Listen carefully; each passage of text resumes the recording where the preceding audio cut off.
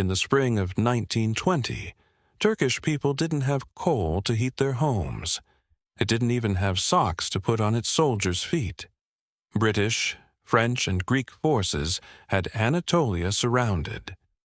Looking at the situation on the ground, you'd have said the odds of Turkish independence succeeding were basically zero.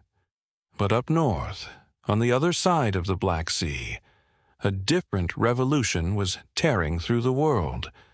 The Bolsheviks had just toppled Tsarist Russia, and the Western powers saw them exactly the way they saw Ankara, as a threat. Two completely different worlds. On one side, Turkish nationalists fighting for independence. On the other, communists chasing global revolution. Nothing about these two movements should have brought them together, except for one thing: the will to survive and a shared enemy. Just 3 days after the Turkish parliament opened, on April 23, 1920, Mustafa Kemal Pasha picked up his pen. What he wrote would kick off one of the biggest diplomatic gambles in modern history. The letter was addressed to Moscow. The recipient, Vladimir Lenin. Mustafa Kemal didn't mince words. His message was blunt. We can fight imperialism together, but Turkey's independence is not up for negotiation. For Lenin, Ankara was a thorn in the side of Western imperialism, and that made it useful. If Anatolia fell, the British could push into the Caucasus and straight toward Soviet territory. Pragmatism won out over ideology. The answer came back: yes. This wasn't just words on paper.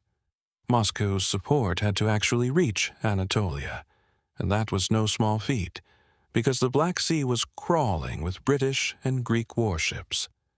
Under cover of darkness, small boats slipped quietly into the port of Inebolu, launching a covert supply operation.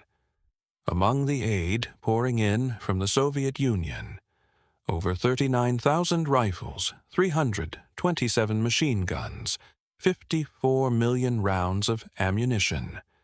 This support became especially critical in the run-up to the Battle of Sakarya and the Great Offensive, dramatically boosting the strength of the Turkish army. So, was this help free? Absolutely not. Alongside the weapons, Moscow wanted to export something else to Anatolia: its ideology. When the Soviet ambassador Aralov arrived in Ankara, communist propaganda started picking up speed, and homegrown communist organizations began to form. And this is exactly where Mustafa Kemal's genius shows through.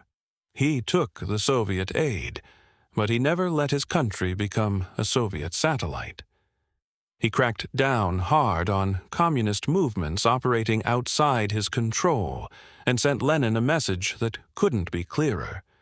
We are your ally. We are not your province.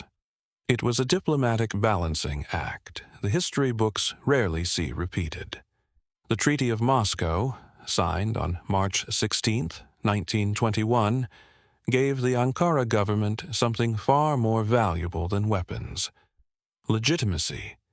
This treaty was the first major international blow against the Treaty of Sèvres, and it sent the West an unmistakable message: Ankara wasn't standing alone.